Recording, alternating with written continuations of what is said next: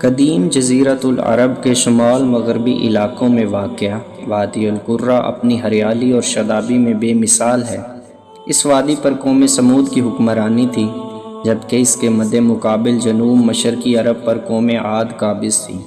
قوم سمود بھی قوم عاد کی طرح نہایت طاقتور، طویل القامت اور زبردست شان و شوکت کی مالک تھی، اور اسے فن تعمیر میں بھی کمال حاصل تھا۔ پہاڑوں کو تراش کر انتہائی خوبصورت عمارتیں بنانے کا فن گویا ان پر ختم تھا۔ اس قوم کے دارالحکومت کا نام ہجر تھا، جو حجاز مقدس سے شام جانے والے قدیمی راستے پر واقع تھا۔ اب یہ علاقہ مدائن صالح کہلاتا ہے۔ مدائن صالح کے قدیم شہروں میں ایک اعلیٰ ہے جو آج بھی پر رونق اور آباد ہے۔ مدینہ منورہ سے تبوک جاتے ہوئے بڑی شاہراہ پر تقریباً 450 کلومیٹر کی مسافت پر یہ شہر واقع ہے۔ اعلیٰ